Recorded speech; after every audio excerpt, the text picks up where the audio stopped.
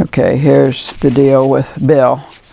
That was... Well, Mom, we just thought it'd be nice if everybody in the family knows you for your storytelling, to capture some of your stories and be able to replay them for all the different grandkids. And it's hard to know exactly where to start, but I think talking about you and Beverly, those are the stories that the girls You could make me cry.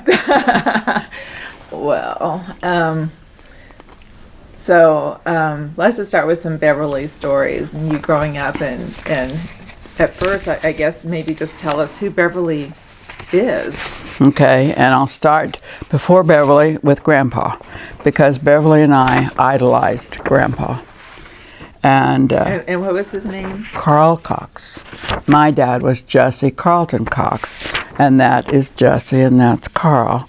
And there's Jesse Carlton, just a little doll. So cute. Yes, yes, he was so cute. But this is the love of my life, Grandpa. And he was so handsome. I always thought he looked just like Gary Cooper. And when Beverly and I lived in Aurora, but we lived a mile from the bus station.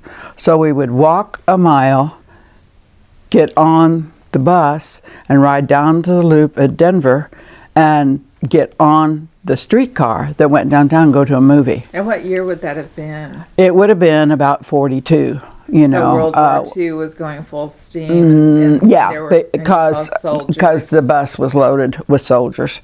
But what mother would let their little girls go to the middle of I'd have been 42. I'd have been 8, and Beverly had been 10. So that's awfully little, just to turn two little girls loose. With but talk about turning two little girls loose. I had a little red wagon, and I would pull it down to Beverly's. Well, when Beverly and I would have a fight, I would fill my red wagon with all the stuff in the playhouse and take it home, and thought I'd never speak to her again. By the end of the evening, the little red wagon was going down the path, and everything went back, and we were fine. But Beverly and I would take that little red wagon to the city dump. This is Denver city dump that was closer to her. And people were rich in Denver, and they threw away the neatest things. And we'd fill the wagon high, and we'd hold it on and get home, and our playhouse was just loaded with Maybe that's where treasures. Christina gets that. It could be. But anyway, it was full of bums. And I think back, and I pretty well remember everything, and there was never, ever a bum that come up and talked to us. Now, what person would let their little girls go to a city dump? Today, that little girl would never come home, you know. Just different and times. We didn't have slacks on or anything. We had on our little short dresses, and we'd just scourge around in the dump with all the bums, and they never bothered us. I would remember that distinctly, had they have. But today, there's no way that you would do such a thing. But you had a lot of independence. Oh yeah. Well, Grandma kept us, and out of sight, out of mind. Why did your grandma keep you? Because Mom and Dad lived in downtown Denver, and Friday night they would come get me, and then Sunday night they would take me back to Grandma's, and when they left me, I would bawl and bawl and bawl, you know. And then Grandma said I would look up and say, "Are they gone yet?" Because I quit crying the minute they left. I just wanted them to have a guilt complex about leaving me. But anyway, this was the love of my life, was my grandpa, Carl Cox.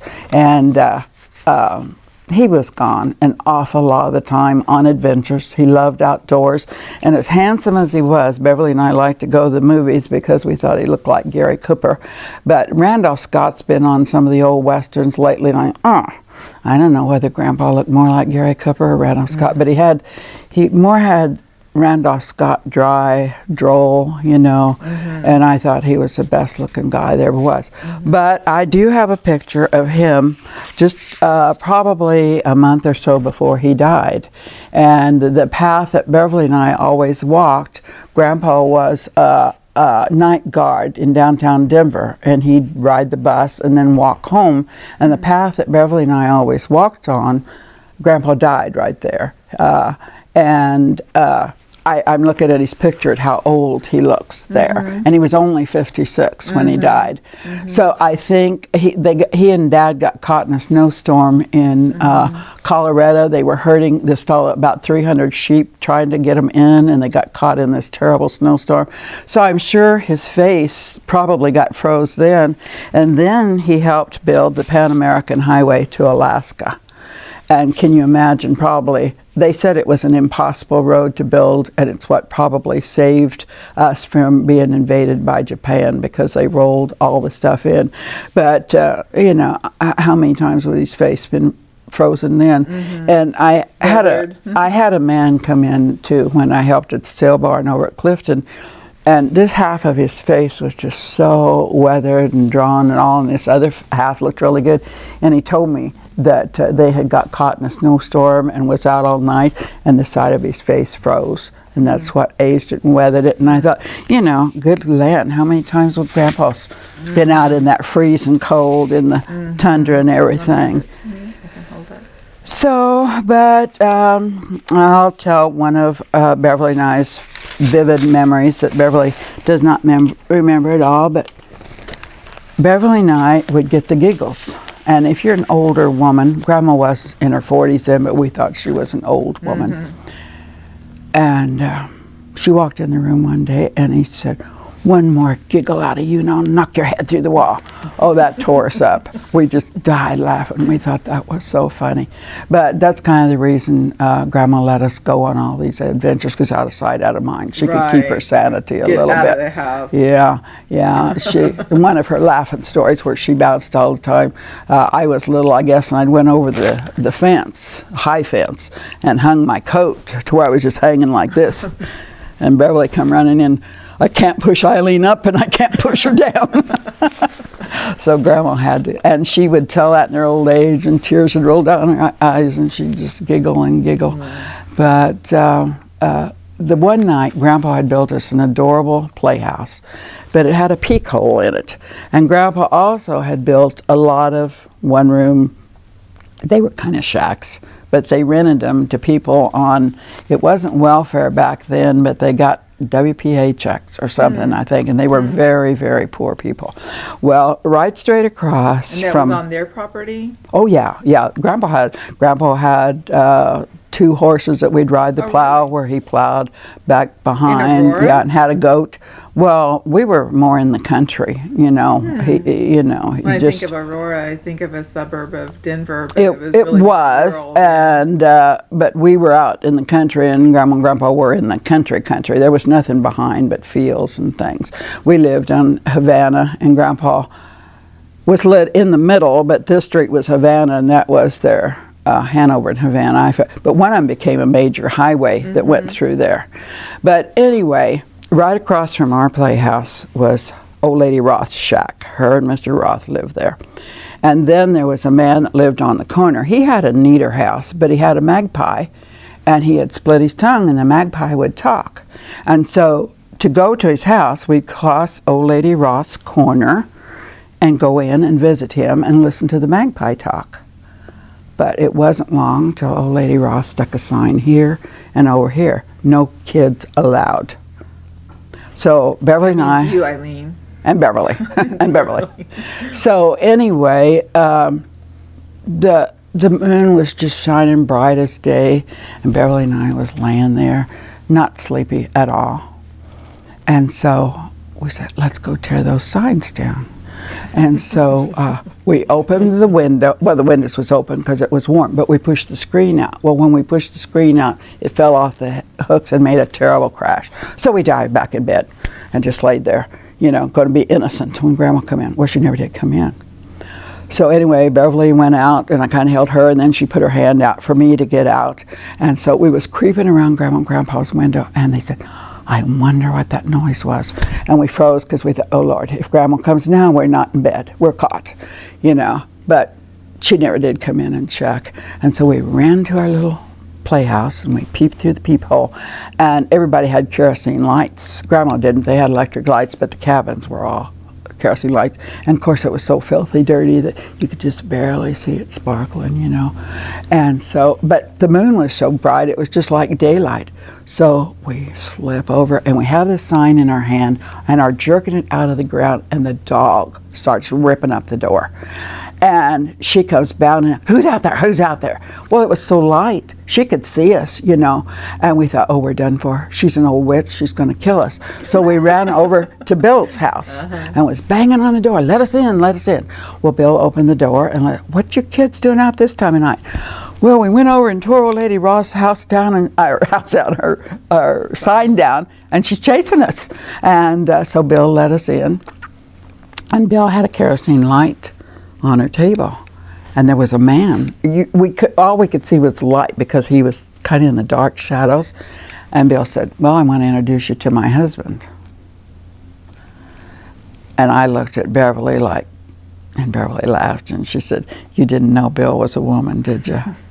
And her husband had been, we always called her, you know, we knew her last name was Preston, Billy Preston, and she always wore like jeans or something. Oh, tight jeans, and she rode her horse, so she was so bow-legged in a plaid shirt, you know, and a cowboy hat, and rode her horse. She was like the original Temple Grandin, it sounds like. I don't know. She wasn't original, but there was, and her mother was full Indian. Old Lady Jones, now I'll tell you the story of Old Lady Jones. She lived in the corner house. She changed her dress once a year and her apron twice a year. And she was a little woman, but she had a pot belly. And that belly would get so greasy and nasty. And whenever she'd come out with a new apron, why, Beverly and I, yay! Mrs. Jones has on a new apron today. And a clean apron, it wouldn't be new. But we would stand behind, one of us would stand behind her, and the other would be talking to her front, and we'd yell things because we didn't think she was deaf. So we were Sounds like you were delightful neighbors. Well, you we were had like, instead of Dennis the Menace. You were, right. We did have fun. But anyway, this she was full-blooded Indian, but she had white hair. But didn't you say she rode a horse? No, this was Mrs. Jones, Bill's mother. And she was deaf. But Bill rode the horse. Billy. Oh yes, had a spotted pinto, and in fact she was famous for carrying the sign for Piggly Wiggly, all the sales of the day. What they call those boards?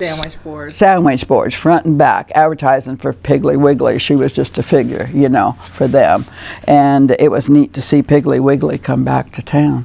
But anyway, he says she kind of became a character, and she was even written up in the newspaper when she died. Oh yeah. Well, she was a character before that because where Grandpa's place was and all the shacks and everything around it. In fact, Beverly and I used to stand in the toilet in that diamond in the end. When we got up on the board, we could spy on everybody out there and hear what everybody was talking about. That was our spy place. Your perch. Yes. And one time we stuck a board through the fence and was teeter-tottering, and the board broke, and I wet my pants. And so I took my pants and threw them in the outhouse, which was right there. Convenient. I don't know why that I thought since little girls wore short dresses, I could get home without any underwear on. I could have got home a lot easier with wet pants, I think. But I wasn't wearing them. And Beverly had pants I could have put on.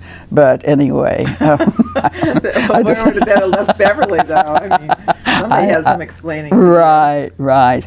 But anyway, we just had a lot of adventures. And when I found out Bill was a woman, that was just the shock of my life. But when we moved to Missouri, Bill was teaching us to yodel. And you say, little old lady hoo, little old lady hoo. You know, but she could just trill it out, and it was so awesome. And I wished that we could have stayed, and I could at least pass it on to your 4 children. How to yodel. I don't think I never learned myself. I couldn't pass that on. We weren't really yodeling, but we always did a lot of yelling. Yeah. But anyway, Beverly and I had lots and lots of adventures, and I said, well, if we'd have really been good, I wouldn't have any stories to tell my kids.